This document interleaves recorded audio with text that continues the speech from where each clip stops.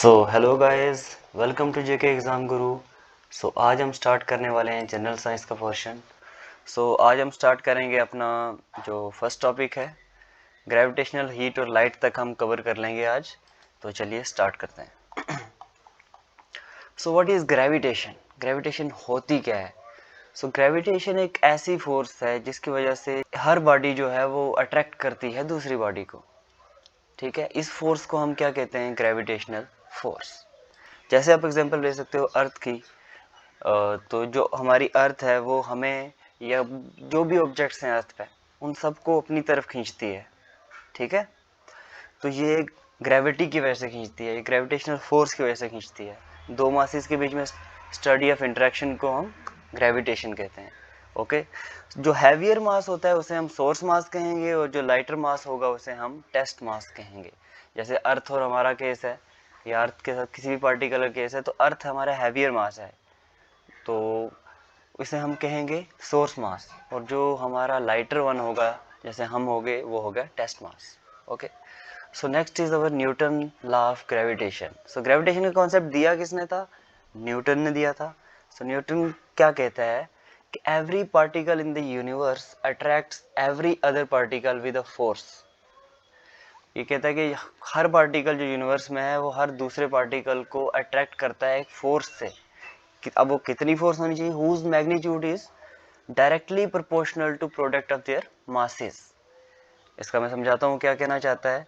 जो gravitational force होती है उसका मैग्नीट्यूड डायरेक्टली प्रोपोर्शनल है मासेस के। अब अगर दोनों जो हैं हमारे पार्टिकल्स उनके मासेस का प्रोडक्ट के डायरेक्टली प्रोपोर्शनल है। मासेस अगर इंक्रीज करेंगे तो फोर्स ऑफ ग्रेविटेशन भी इंक्रीज करेगी, अगर मासेस डिक्रीज करेंगे तो फोर्स ऑफ ग्रेविटेशन भी डिक्रीज करेगी। डायरेक्टली प्रोपोर्शनल में ये होता है अगर कोई चीज़ इंक्रीज कर रहे हो तो वो इंक्रीज करेगी, डिक्रीज कर रहे हो तो वो डिक्रीज करेगी। ठीक है, तो यहाँ पे force of gravitation directly proportional था, तो अगर आप मासेस इंक्रीज करोगे तो फोर्स भी आपकी क्या होगी?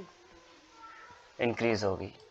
ओके, तो सेकंड पॉइंट इसमें आता है वो इन्वर्सली प्रोपोर्शनल है to the square of distance between the centre, between their centre. उनके बीच में जो भी डिस्टेंस है उसके वो इन्वर्सली प्रोपोर्शनल है। F is inversely proportional to 1/r square, inversely proportional to r square. r यहाँ पर डिस्टेंस माना है उन दोनों के सेंटर्स के बीच का। इससे हम क्या कह सकते हैं? अगर आप डिस्टेंस बढ़ाओगे, ठीक है, अगर डिस्टेंस बढ़ाओगे तो फोर्स आपकी क्या होगी? कम होगी। जैसे हम ज़मीन के साथ हैं, एकदम ऊपर खड़े हैं, तो हमारी ग्रेविटेशन फोर्स सबसे ज़्यादा है। ठीक है, अगर हम जितना ऊपर जाते रहेंगे ग्रेविटेशन फोर्स आस्ता आस्ता कम होती जाएगी। ठीक है, अर्थ की हमारे से। ठीक है, तो एक टाइम आएगा जब अर्थ की ग्रेविटेशन बहुत कम हो जाएगी। तो वही ये कह रहा है कि वो इन्वर्सली प्रोपोर्शनल है डिस्टेंस के। डिस्टेंस बढ़ेगा, ग्रेविटेशन कम होगी। इन्हीं दो इक्वेशंस को कंबाइन करके हमारा जो है एक यूनिवर्सल फार्मूला बन जाता है F equal to G m1 m2 upon R square. आपको ज़्यादा डीप में जाने की इसमें ज़रूरत नहीं है, सिंपल ये याद कर सकते हो, आपको पूछा जा सकता है। इसमें G क्या है? G है हमारा ग्रेविटेशनल कांस्टेंट। तो ग्रेविटेशनल कांस्टेंट है हमारा G, और इसे यूनिवर्सल ग्रेविटेशनल कांस्टेंट कहते हैं। अब कुछ एग्जाम में आपको डायमेंशनल फार्मूला भी पूछ लेते हैं जी का।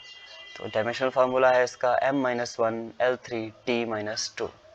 ठीक है, ये वैल्यू, और जो वैल्यू है जी की वो SI यूनिट्स में है 6.67 into 10⁻⁻11 newton metre square kilogram -2, और CGS में है 6.67 इंटू 10⁻⁻89 सेंटीमीटर स्क्वायर G-2। ये यहाँ तक आपको पूछा जा सकता है, इस लेवल तक। तो अभी कुछ एग्जांपल्स डिस्कस कर लेते हैं। जैसे जो भी गैसेस है हमारे सन के अंदर, वो कौन सी फोर्स ने उनको सन के अंदर ही रखा हुआ है, तो वो बाहर एक्सपेंड नहीं कर रही हैं, तो वो है ग्रेविटेशन फोर्स। पूछा जा सकता है आपको क्वेश्चन में। उसके बाद अगर आप कोई भी बॉल ऊपर थ्रो करेंगे, हवा में फेंकेंगे, तो वापस अर्थ पे ही आ रहा है, तो वो किस वजह से? ग्रेविटेशन की वजह से है। और अब कह सकते हैं जो प्लैनेट्स हैं वो अपनी प्रॉपर पोजीशन पे ही रिवॉल्व करते हैं, अपने प्रॉपर ऑर्बिट पे ही वो सन के अराउंड घूमते हैं। वो किस वजह से है? वो ग्रेविटेशन की वजह से। सन की ग्रेविटेशन फोर्स ने उनको उस पाथ पे जो है रोक के रखा हुआ है, उस पाथ पे वो घूम रहे हैं, उस पाथ से बाहर नहीं जा रहे हैं, सन की ग्रेविटेशन की वजह से है। तो the force that causes the moon to revolve around the earth, जो चांद है वो अर्थ के इर्द गिर्द रिवॉल्व करता है, आपको पता होगा। ये किस वजह से करता है? ग्रेविटेशन की वजह से, क्योंकि हमारी अर्थ की ग्रेविटेशन फोर्स ज़्यादा है, चांद की कम है, इसलिए चांद हमारा रिवॉल्व करता है उसके अंदर। सन का केस आ गया तो सन की इनसे भी ज़्यादा है, सब प्लैनेट से ज़्यादा है, तो इसलिए प्लैनेट सन के आसपास रिवॉल्व करते हैं। तो नेक्स्ट आपको हम बता देते हैं, आपको ये पॉइंट्स आप पढ़ सकते हैं, एकदम इजी हैं, आप you can easily understand it. ये एग्जांपल्स हैं, ये आपको पता भी होंगी। So few questions on gravitation, ये आपके लिए होमवर्क है, आप ये क्वेश्चन कीजिए। टेलीग्राम ग्रुप में मैं इसकी आंसर की भी डाल दूंगा। सो फर्स्ट क्वेश्चन है, what is the gravitational force between two objects? क्या है gravitational force between two objects, आपको बतानी है। ये ऑप्शंस हैं, इनमें से आपको जो सूटेबल लगता है वो आपके अकॉर्डिंगली क्या है, आप यहाँ पे कमेंट बॉक्स में बताएं। The value of g, the value of g है वो कैसे इंक्रीज कब करती है, डिक्रीज कब करती है, या कांस्टेंट रहती है, या इक्वेटर पे ज़्यादा होती है। तो ये कुछ ऑप्शंस हैं, इनमें से आपको जो ठीक लगता है वो करिए। The ball is thrown up, the value of G will be, क्या होगी वैल्यू ऑफ जी अगर बॉल को हम ऊपर फेंकेंगे? तो ये इन ऑप्शंस में से देखिए और कमेंट बॉक्स में डालिए answer. The gravitational force causes, अब ये ऑप्शंस हैं, आपको जो सूटेबल लगता है कमेंट बॉक्स में लिखिए उसे। और Newton's law of gravitation applies to, कहाँ अप्लाई होता है ये, ठीक है। तो ये 5 क्वेश्चंस हैं, आपको होमवर्क है, आप कमेंट बॉक्स में डालिए, आपको आंसर की मिल जाएगी हमारे टेलीग्राम चैनल पर। पहले खुद ट्राई कीजिए और देन टेलीग्राम चैनल पर जाके आंसर की से मैच कर लीजिए, और मैं इसकी डिस्कशन भी करूँगा ये क्वेश्चंस अपनी नेक्स्ट वीडियो में। सो next is our heat. So heat क्या होती है सर? हीट एक ऐसी फॉर्म ऑफ एनर्जी है जो हमें गर्मी की सेंसेशन देती है, सिंपल शब्दों में। तो वो क्या होती है? हीट होती है। अब ऐसा ही यूनिट कोई पूछ ले आपका, ऐसा यूनिट ऑफ हीट इज, तो ऐसा यूनिट है इसका जूल, ठीक है। जूल में हीट को हम करते हैं, और अदर यूनिट इसका कैलोरी में भी इसे मेजर करते हैं हम, ठीक है। So 1 calorie is equal to 4.2 joule, ये इंपॉर्टेंट पॉइंट है, नोट कर लीजिए। So the transfer of heat is always from hotter to colder body, जो हीट का ट्रांसफर होता है वो हॉटर टू कोल्डर बॉडी होता है, जो हॉटर साइड से कोल्डर साइड में ये हमारी हीट का ट्रांसफर होता है। Next is temperature.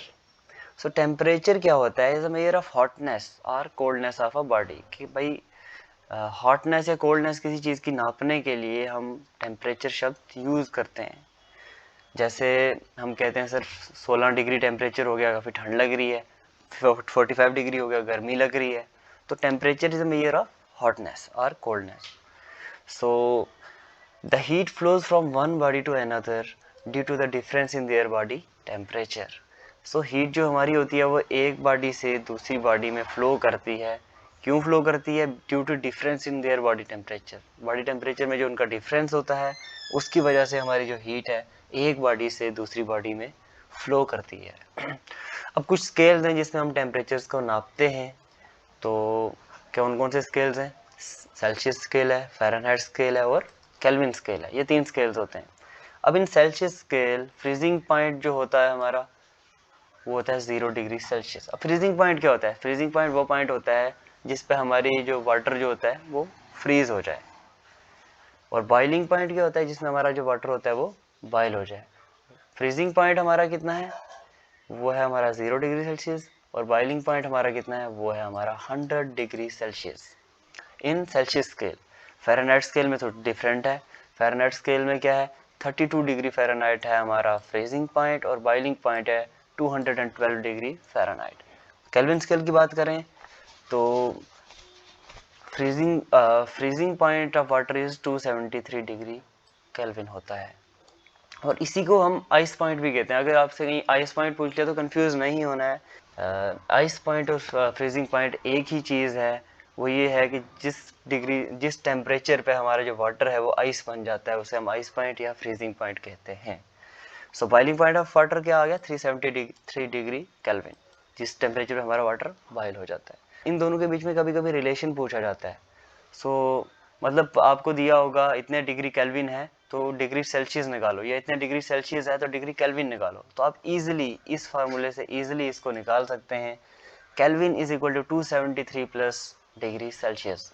अगर जैसे मान लो आपको केल्विन डिग्री सेल्सियस दिया है, केल्विन निकालना है, तो जैसे मान लो 10 डिग्री सेल्सियस है, आपको केल्विन निकालना है, तो 273 डिग्री सेल्सियस की जगह 10 डाल देंगे तो केल्विन में आ जाएगा 283 डिग्री केल्विन। ठीक है सर। और एक और इम्पॉर्टेंट पॉइंट, अब -40 degree Celsius is equal to -40 degree Fahrenheit. -40 degree Celsius जो होता है -40 डिग्री फ़ारेनहाइट के इक्वल होता है। ये स्केल इक्वल कब हो जाता है? -40 डिग्री पर। ठीक है। और नेक्स्ट हमारा है thermometers. So the instrument used to measure temperature of a body is called thermometer. जो इंस्ट्रूमेंट हमारा बॉडी का टेम्परेचर मेजर करने में काम आता है उसे हम थर्मामीटर कहते हैं।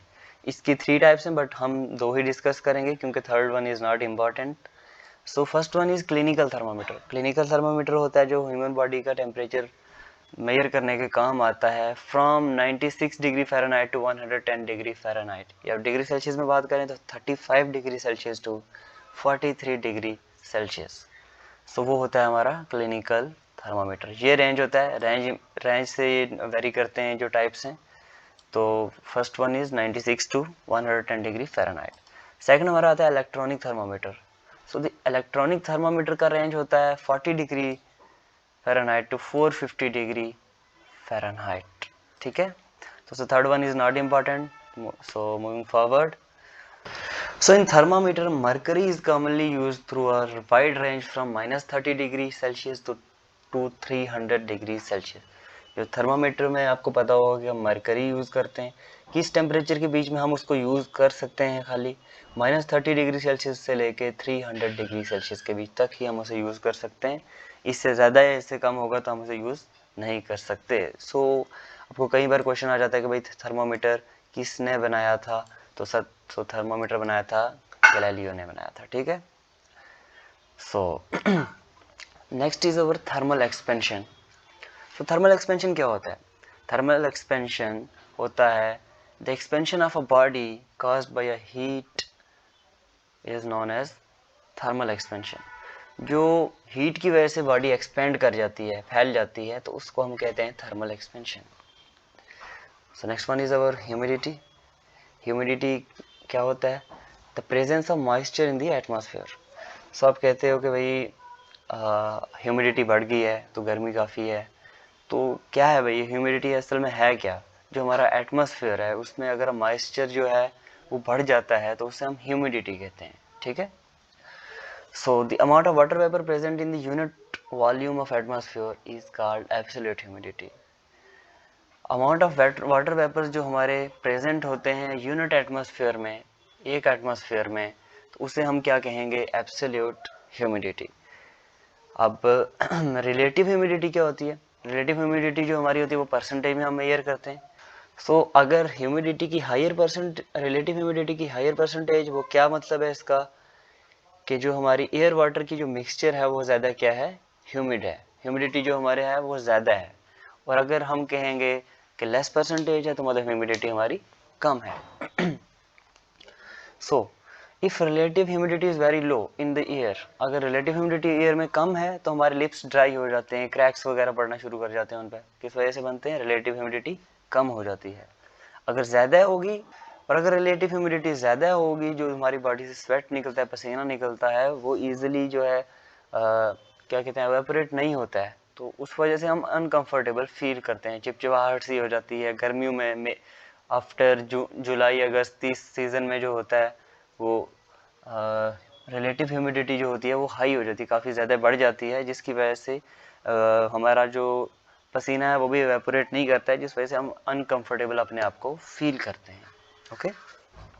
सो एयर कंडीशनिंग क्या होती है? एयर कंडीशनिंग होती है कंफर्टेबल कंडीशंस हमें प्रोवाइड करती है bye regulating temperatures and humidity. Temperature को रेगुलेट करके और ह्यूमिडिटी को रेगुलेट करके जो हमारी कंफर्टेबल कंडीशंस हमें प्रोवाइड की जाती हैं उसे हम एयर कंडीशनिंग कहते हैं। ठीक। अब नेक्स्ट हमारा टॉपिक आ जाता है ट्रांसमिशन ऑफ हीट। हीट को कैसे कैसे ट्रांसमिट किया जा सकता है? So heat can be transferred from one place to another place by process of transmission. एक जगह से दूसरी जगह हीट को हम अगर ट्रांसफ़र कर रहे हैं तो उस प्रोसेस को हम क्या कहते हैं? ट्रांसमिशन, इसके 3 मेथड्स हैं। तो चलिए स्टार्ट करते हैं first method. First method is conduction. So conduction क्या होता है? सो कंडक्शन होता है the mode of transmission of heat in solids from higher temperature part to lower temperature part without actual movement of particles is called conduction. So conduction क्या होता है? जब हमारे दो कोई पार्टिकल्स हैं, एक का टेम्परेचर ज़्यादा है एक का कम है, तो हायर टेम्परेचर पार्टिकल से लोअर टेम्परेचर पार्टिकल में जब जो हमारे हीट ट्रांसफ़र होता है without actual movement of particles, उसे हम क्या कहेंगे? कंडक्शन। तो transmission of heat in solid take place mainly through conduction. जो हमारे सॉलिड्स हैं उसमें जो ट्रांसमिशन ऑफ हीट होती है वो कंडक्शन के थ्रू ही होती है। और आपको पता है metals are good conductor of heat, तो मेटल्स गुड कंडक्टर हैं हीट के, और जो वुड, कॉटन, वूल, ग्लास ये बैड कंडक्टर्स हैं हीट के ये। और dry air is also a bad conductor of heat. So आपको एक एग्जांपल के थ्रू हम समझाते हैं। कोल्ड नाइट में अगर आप 2 ब्लैंकेट्स ले रहे हो वो ज़्यादा गर्मी देंगे as compare to single blanket. क्यों? क्योंकि जो आप 2 ब्लैंकेट्स ओढ़ोगे तो वो बीच में एक लेयर जो बन जाएगी उनके, उसमें जो एयर हो जाएगी वो एक्ट करेगी एज अ इंसुलेटर। वो इंसुलेटर का एक्ट करेगी और वो हीट को बाहर नहीं जाने देगी, हीट हमारी अंदर ही रहेगी, उस वजह से हम उसे वार्म फील करते हैं। सो नेक्स्ट इज कन्वेक्शन। हम पढ़ रहे थे mode of transmission of heat, तो नेक्स्ट हमारा मोड है कन्वेक्शन। कन्वेक्शन क्या होता है? ये मोड हमारा यूज होता है लिक्विड्स में। The mode of transmission of heat in fluids, liquids और गैसेस में जो mode of transmission of heat होता है due to actual movement of the particles is known as convection. जैसे लिक्विड्स और गैसेस हैं, वो तो एक्चुअल मूवमेंट होगी पार्टिकल्स की। आप ठंडे पानी में गर्म पानी डाल रहे हो तो पार्टिकल तो मूव कर रहे हैं वाटर के, या हवा गर्म हॉट एयर और कोल्ड एयर को मिला रहे हो, मिल रही है आपस में, तो वो मोड हमारा हो गया कन्वेक्शन का। सो इसमें एक्चुअल पार्टिकल की मूवमेंट होती है, बट सॉलिड्स में एक्चुअल पार्टिकल मूव नहीं करते हैं, सिर्फ उनकी जो हीट होती है वो ट्रांसफ़र होती है। ठीक है। सो लिक्विड और गैसेस में जो हीट ट्रांसमिशन होती है वो होती है by convection. So when a liquid in a vessel is heated at the bottom, the liquid at bottom gets heated and expands. जब आप किसी वेसल को हीट करते हो बॉटम से, तो बॉटम वाले पार्टिकल हीट होते हैं। जब वो हीट होते हैं तो आपको मैंने पहले बताया था कि from higher temperature to lower temperature हमारे पार्टिकल्स मूव करते हैं। तो जो लिक्विड के पार्टिकल्स फिर क्या करेंगे, जो हीट हो गए हैं वो लोअर टेम्परेचर की तरफ जाएंगे, एक्सपेंड होंगे, और आस्ता आस्ता इसी तरह पूरा जो हमारा है वेसल, जब तक टेम्परेचर हमारा इक्वल नहीं हो जाता तब तक वो ये प्रोसेस चलता रहता है। ठीक है। So due to its low density hot liquid rises. Hot liquid जो होता है वो राइज कर जाता है, हॉट लिक्विड की डेंसिटी कम होती है। सो उसकी प्लेस कौन ले लेता है? Cold liquid from the above. So convection currents are set up in the liquid until the temperature of the whole liquid becomes same. ये प्रोसेस तब तक चलता रहता है जब तक हमारा जो टेम्परेचर पूरे लिक्विड का सेम नहीं हो जाता, तब तक हॉट पार्टिकल्स ऊपर की तरफ आते हैं, कोल्ड पार्टिकल्स उनकी जगह ले लेते हैं, और ये प्रोसेस चलता रहता है। The cooling unit in a refrigerator is fitted near the top as cold air moves downwards and keeps cool the whole interior.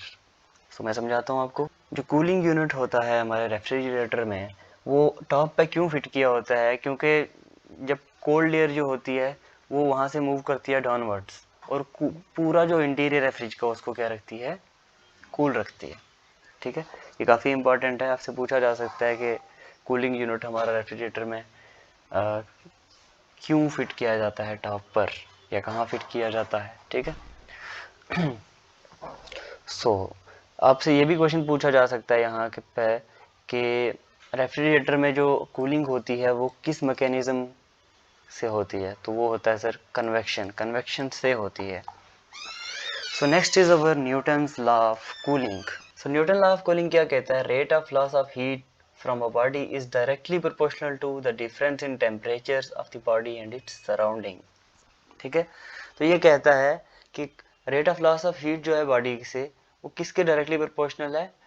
Difference in temperatures of body and its surrounding. ठीक है। इसको मैं एक example से आपको समझाता हूँ।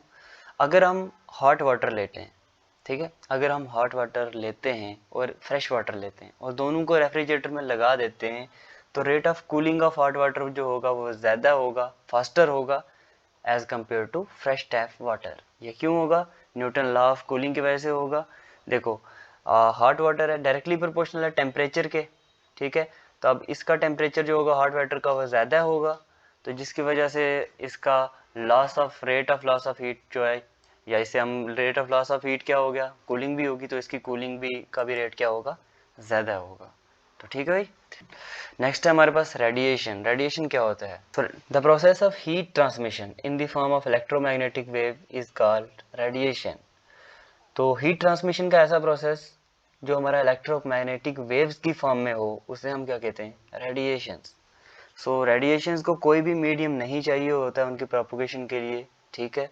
वो प्रोपोगेट करती हैं without heating the intervening medium, और विदाउट हीटिंग वो जिस मीडियम से जाती हैं उसको हीट भी नहीं करती हैं, विदाउट हीटिंग वो पास कर जाती हैं, ठीक है, रेडिएशंस।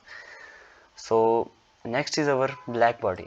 सो ब्लैक बॉडी क्या होता है? ब्लैक बॉडी एक ऐसी बॉडी है जो सारी रेडिएशंस को एब्जॉर्ब कर देगी, ठीक है। अगर एक बॉडी है, कोई मान लेते हैं हम ब्लैक बॉडी है, तो उस पर कोई भी रेडिएशंस पड़ रही हैं, कुछ भी रेडिएशंस उस पर इंसिडेंट हैं, तो अगर वो सारी अब्जॉर्ब कर लेती है तो उसे हम कहेंगे परफेक्टली ब्लैक बॉडी, ठीक है। नेक्स्ट पॉइंट है हमारे पास रेशियो ऑफ हीट एब्जॉर्ब्ड या radiation absorb to total incident radiation for a body is called absorptive power. अब आपसे पूछा जा सकता है भाई कि एब्जॉर्प्टिव पावर क्या होती है? तो एब्जॉर्प्टिव पावर होती है ratio of heat absorbed radiation या रेडिएशन एब्जॉर्ब, कितनी रेडिएशन एब्जॉर्ब हुई divided by total incident radiation, total radiation थी कितनी, ठीक है। तो उसे हम कहेंगे एब्जॉर्प्टिव पावर, ओके। सो इसका कोई भी यूनिट नहीं होता है। So amount of heat radiation per unit area of a surface at a given temperature is called emissive power of a surface. So कितनी amount of heat radiations एक unit area में है उसको हम कहेंगे emissive power, ठीक है। So guys that's it for today। अभी लेक्चर लंबा हो जाएगा, तो हम अपने नेक्स्ट वीडियो में कवर करेंगे अपना जो टॉपिक है हमारा लाइट वाला, और बाकी वाले टॉपिक्स जो हमारे बचे हुए हैं उनको कवर करेंगे। सो अगर आपको वीडियो अच्छी लगी हो, लाइक करो, सब्सक्राइब करो और शेयर करो अपने फ्रेंड्स के साथ जो प्रिपरेशन कर रहे हैं जेके एसएसबी के लिए, करने वाले हैं। और अपनी सजेशंस वगैरह दीजिए कि आपको कैसा लगा या आप कैसे चाहते हैं कि मैं आपको किस तरह से पढ़ाऊँ। So thank you so much for watching, thank you so much.